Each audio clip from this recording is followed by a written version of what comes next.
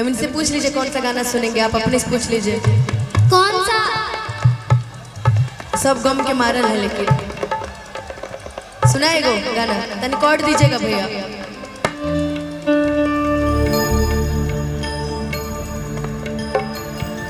आखियां तोहरे ही रहिया ताके गइलू कैसान रोग धरा के ई मिलन वाला तड़पे छान छान दिल हमार लागे कहीं ना। ओ साथी रे तेरे बिना भी क्या जीना हो, तेरे बिना भी क्या जीना।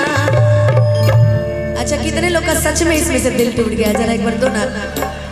अरे बाप रे बाप, कि बर्बाद करके जिए लुवराम से हो, बदनाम भइनी राजा तोहरे नाम से।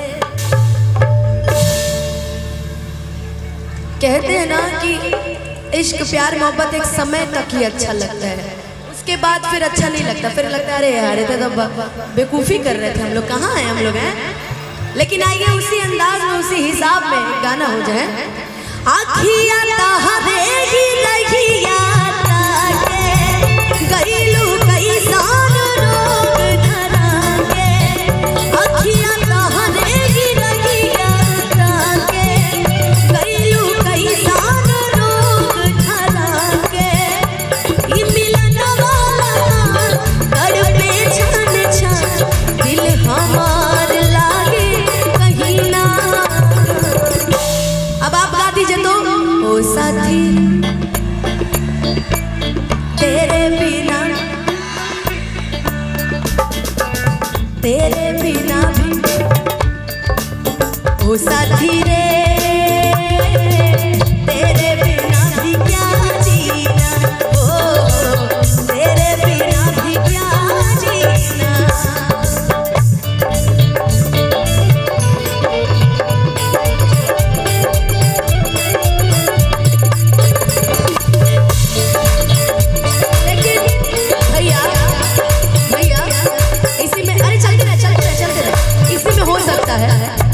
शिकवा नहीं किसी से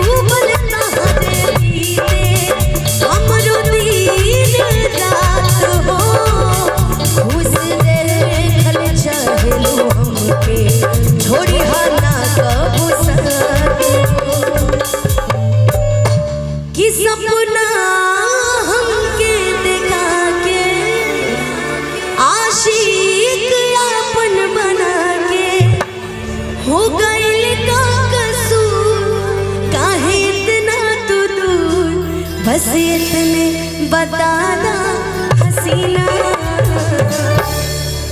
ओ साथी रे